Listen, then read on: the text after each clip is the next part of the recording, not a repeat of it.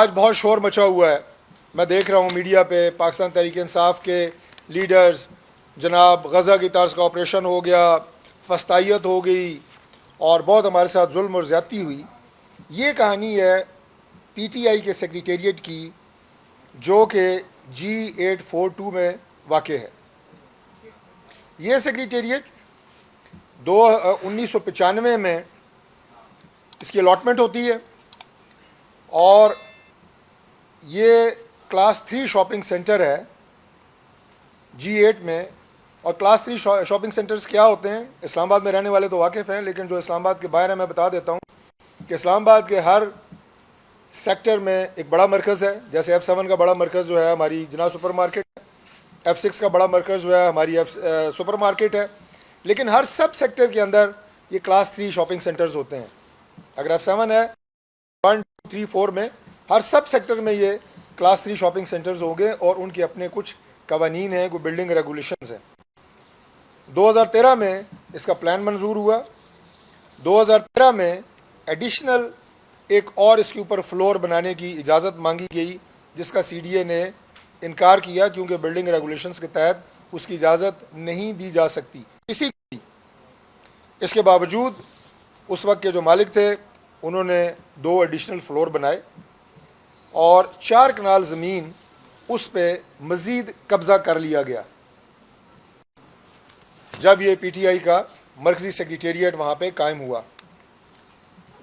اب یہ دیکھیں کہ میں عمر ایوب صاحب کا اور اس کے ساتھ بیرسٹر گوہر کا ایک بیان ابھی TV پہ دیکھ رہا تھا کہ بغیر کسی نوٹس کے، بھائی دونوں آدمی ہیں، کوئی بھلے مانس لگتے ہیں، اتنا بڑا جھوٹ آپ آ کے نیشنل میڈیا کے اوپر بول رہے ہیں بغیر کسی نوٹس کے.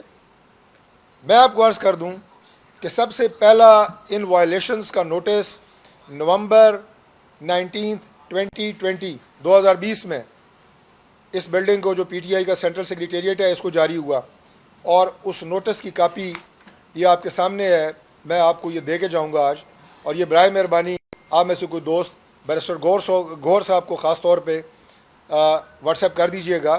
اس وقت PTI کی گورنمنٹ تھی، مسلم لیگ نون کی گورنمنٹ نہیں تھی، اور اس پہ لکھا کیا ہے، وائلیشن آف اسلام آباد capital territory building control regulation 2020، اور 2 چیزیں لکھی ہیں. نمبر 1 انلیگل کنسٹرکشن آن روف ٹاپ، اور دوسرا انکروچمنٹ آن CDA لینڈ. تو یہ جناب علی نومبر 2020 میں پہلا نوٹس آپ کی اس دفتر کو CDA نے سرو کیا آپ کی اپنی گورنمنٹ میں. اس کے بعد دوسرا اسی طرز کا نوٹس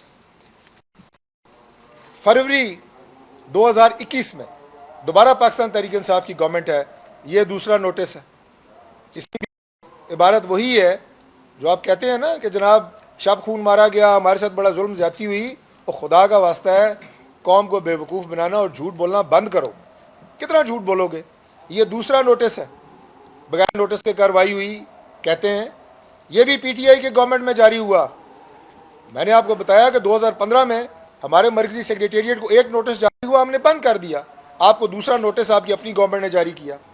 اس کے بعد تیسرا نوٹس آپ کو ذرا یہ بھی دیکھ لیں، جون 14 2022 میں CDA نے آپ کو دیا کہ جناب یہ اپنی جو آپ نے غیر قانونی تعمیرات کی ہوئی ہیں انہیں آپ ختم کریں. 4 کنال زمین پہ قبضہ کیا ہوا ہے، وہاں پہ آپ نے فینس لگائی ہے، کنٹینر کھڑے کیے ہیں، جو بھی کیا ہے ختم کریں. تیسرا نوٹس. اس کے بعد آپ کو سپٹمبر 5 کو 2022 کو چوتھا نوٹس سرو ہوتا ہے. یہ ساری میں آپ کو کاپیز دے کے جاؤں گا.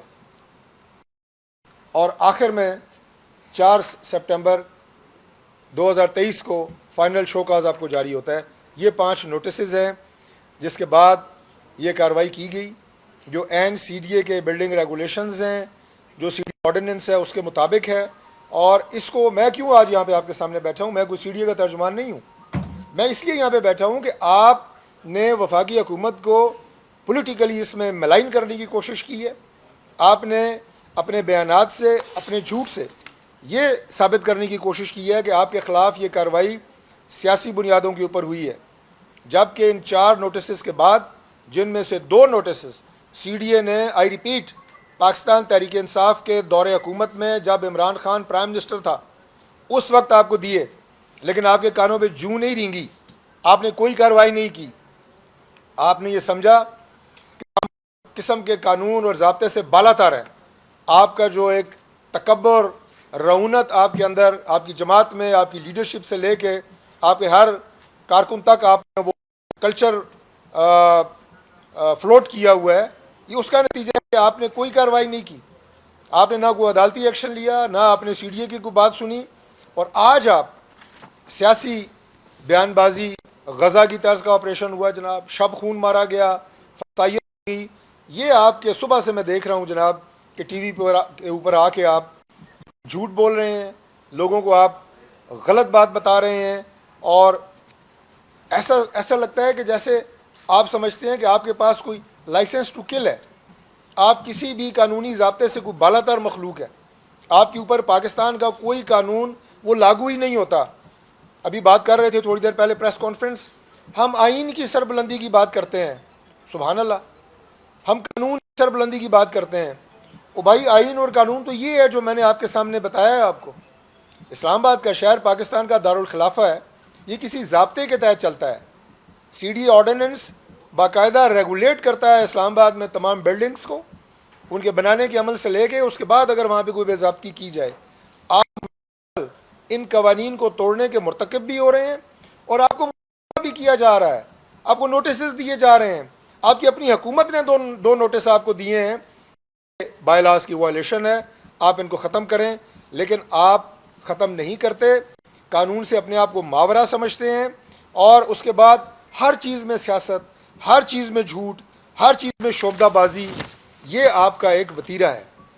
آپ ابھی جو بات کر رہے تھے اپنے خلاف ہونے والے مقدمات، بھائی ہم پولیٹیکل ورکر کے خلاف کوئی بھی سیاسی مقدمہ نہ ہم اس کے حق میں ہیں، نہ حکومت نے کبھی بھی کوئی سیاسی قیدی رکھا ہے، اور نہ کبھی ہم نے کلچر کو فروغ دیا ہے.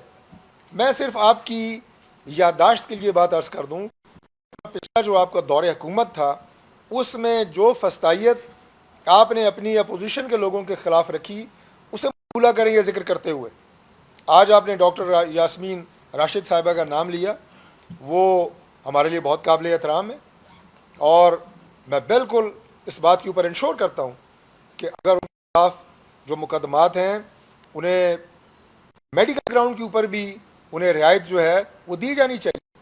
ہم پولیٹیکل ورکر ہیں، ہم کسی بھی پولیٹیکل کے اوپر یقین نہیں رکھتے، لیکن کیا یہ اچھا ہوتا کہ آپ ساتھ ذکر کر دیتے جس طرح آپ نے بغیر کسی قصور کے، جو ہماری آج چیف منسٹر ہیں محترمہ مریم نواز شریف صاحبہ، انہیں 2 دفعہ آپ نے گرفتار کیا. آپ کے سامنے آپ جیل میں وہ ملنے گئی، وہاں آپ نے انہیں پکڑا. جو محترمہ کلثوم نواز صاحبہ کے ساتھ بیماری کے دوران آپ نے پروپیگنڈے کیے، جھوٹ بولے، اور جب وہ اس دنیا سے تشریف لے گئیں تو اس کے بعد یاد آیا کہ نہیں، ہمارے بہت سارے لیڈرز نے آ کے معافی مانگی کہ نہیں یہ زیادتی ہے. تو بھائی اس تمام جو فسطائیت کی آپ بات کرتے ہیں اپنے دور کی، اسے بھی یاد رکھا کریں.